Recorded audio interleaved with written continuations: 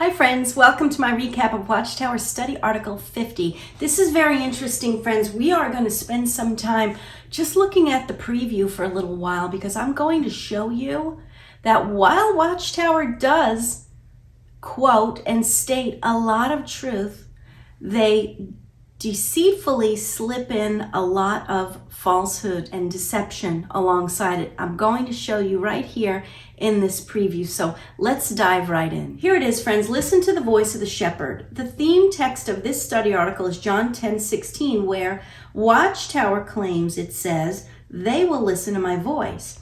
Notice there's no ellipsis or three dots indicating that there's anything else to this verse, but there is. Notice it above there. It says, "And other sheep I have, which are not of this fold, them also I must bring, and they shall hear my voice, and there shall be one fold and one shepherd." Well, who are these other sheep who will hear his voice? That's the point I'm going to make to you, which is the point that Watchtower is going to conceal in this article. So let's take a look at the preview first of all there. When Jesus said that his sheep would listen to his voice, he meant that his disciples would listen to his teachings and apply them in their life. Well, I say that this is a big fat negative, and I'm going to show you. All right, friends, here's John 10 in context. I am only going to read what is underlined, so feel free to pause and read the rest of it, okay? So here it is. "He that enters not by the door into the sheepfold, but climbs up some other way, the same is a thief and a robber." Isn't that interesting? Verse 7, what's underlined and what's in red? "Then said Jesus unto them again, Verily, verily, I say unto you, I am the door of the sheep. I am the door. By me, if any man enter in, he shall be saved, and shall go in and out and find pasture." Verse 12, "But he that is an hireling, and not the shepherd, whose own the sheep are not, sees the wolf coming, and leaves the sheep and flees. And the wolf catches them and scatters the sheep." So friends, once again, let's take a look at the preview, all right? It says, when Jesus said that his sheep would listen to his voice, he meant that, all right, friends, let's compare verse 9 to the preview. Here we go again. Verse 9 in red, "I am the door. By me, if any man enters in, he shall be saved, and shall go in and out and find pasture." Notice the preview. When Jesus said that his sheep would listen to his voice, he meant that he shall be saved, friends. He shall be saved. However, Watchtower, the deception that they slip in right in the preview, says he meant that his disciples would listen to his teachings and apply them in their life. All right, friends, back to John 10:16, the theme verse. Who are these other sheep that will listen to his voice? And why did Watchtower leave out that portion of the verse? Let's take a look. There it is again, verse 16 in red and purple. "The other sheep I have, they shall hear my voice." Watchtower left it out. We're going to go to Ephesians chapter 3, verse 2 to answer this question. Here it is in the center in purple. This is Paul speaking. "If ye have heard of the dispensation of the grace of God, which is given me to you." What is the meaning of the word dispensation? Here it is, the act of dealing out to different persons or places as the dispensation of water indifferently to all parts of the earth. So what Paul is saying here is, if you've heard of the dispensation of the grace of God and how God is dealing differently to different people, okay? Let's keep going. Here it is, verse 3 in green. "How that by revelation he made known unto me the mystery, as I wrote before in a few words, whereby when you read, you may understand my knowledge in the mystery of Christ, which in other ages was not made known unto the sons of men, as it is now revealed unto his holy apostles and prophets by the Spirit, that the Gentiles should be fellow heirs and of the same body and partakers of his promise in Christ by the gospel, whereof I was made a minister." So Watchtower left out the portion of John 10:16, which states that the Gentiles, who are the other sheep, will be grafted in and will listen to Jesus and be saved. So let's take a look at the preview again, friends.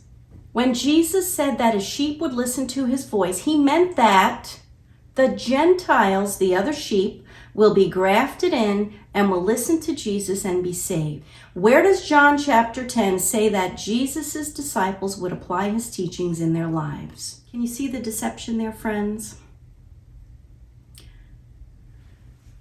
Let's just continue on in the preview and get through this article. Paragraph 2 in the box. He said, "They will listen to my voice." But Jesus is in heaven. How can we say that we are listening to him? Seriously? A key way we show that we are listening to our Master's voice is by applying his teaching in our life. John 10 says nothing about showing Jesus that we are listening to him, friends. Nothing. Paragraph 3. In this article and the next, we'll consider some of Jesus' teachings. As we will see, Jesus taught us that we should stop doing certain things and that we should do other things. We will first consider two things in particular that the fine shepherd instructs us to stop doing. In the red box, read Luke 12:29. There it is. Jesus urged his followers to stop being in anxious suspense about their material needs. Okay. In the purple box, it may be difficult for them to earn enough money to care for their family. Or the breadwinner in the family may have, there we go, of course, there's the death. What's underlined on the right? The COVID-19 pandemic may have resulted in the loss of jobs and income. Keep moving. When they saw Jesus walking on the surface of the water. What a weird photo. Look at this. I mean, seriously? The guy is larger than life walking in the ocean? This, of course, is depicting when Peter saw Jesus walking on the water and jumped out of the boat. He walked on the water but took his focus off of Jesus and then he began to sink, okay? Let's keep going. We're just going to read in each box, starting at the top in the green box. When he started to sink, he cried out, "Lord, save me." Jesus stretched out his hand and saved him. In the yellow box, we can learn from Peter's example. When Peter stepped out of the boat and onto the sea, he did not expect to get distracted and start sinking. In the red box, no matter what figurative storms come up in our life, we must keep our mind focused on Jehovah and his ability to help us. Friends, Peter focused on Jesus, not the God of Watchtower. Can you see what they do? How they twist things? Moving along down at the bottom in the gray box, remember that our loving Father, Jehovah, guarantees that he will care for our material needs if we put spiritual things first. Well, how is that a guarantee? How is that a guarantee? I'm going to read paragraph 9 to you because it's truly unbelievable. Consider an experience that illustrates how Jehovah can care for our material needs.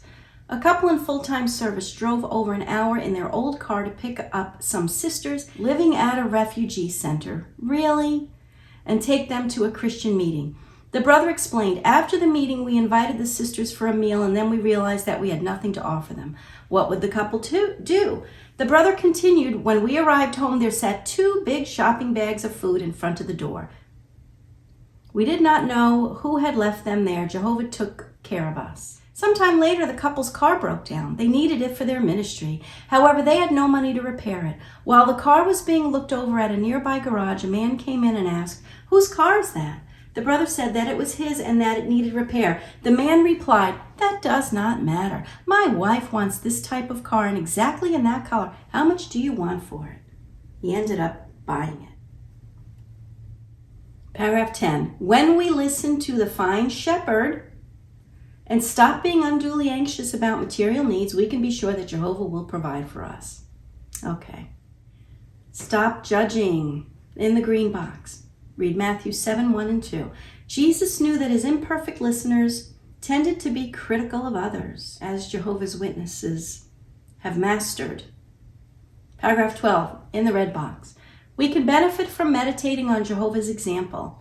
He focuses on the good in people. We see this in his dealings with King David, a man who made serious mistakes. He committed adultery with Bathsheba. Here we go. Watchtower cannot go too long without reminding everybody that King David was human. I'm not justifying what he did, friends.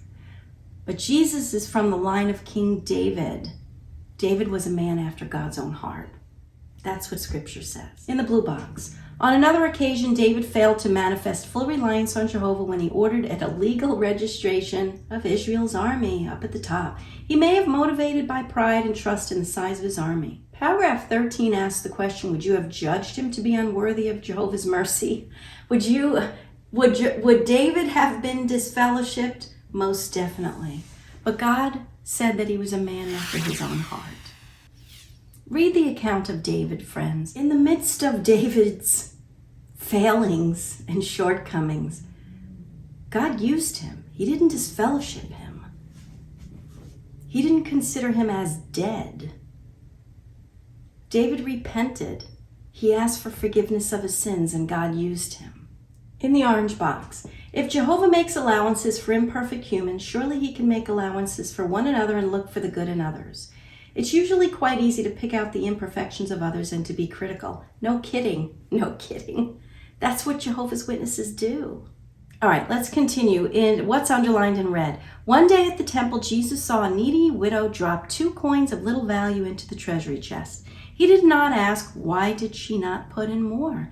Instead of focusing on the amount that the widow gave, Jesus considered her motives and circumstances and praised her for doing all she could. So let's keep going. In paragraph 16 in green, we examine the experience of a sister named Veronica. In the orange box, Veronica admitted, it seemed to me that they were not very involved in congregation activities.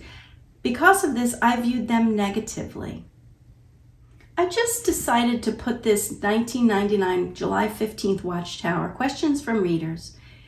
Is the marking mentioned at 2 Thessalonians 3:14 a formal congregational process, or is it something that Christians individually do in avoiding unruly ones? Where it outlines Watchtower's rules and steps regarding withdrawing from disorderly ones.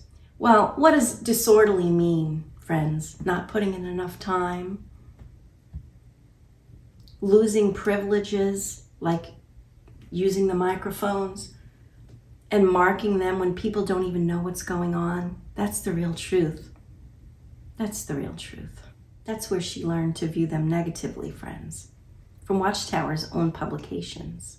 We're going to wrap this up in the blue box. If we strive to stop being anxious about our material needs and to stop judging others, Jehovah and Jesus will bless our efforts. There is the condition and response.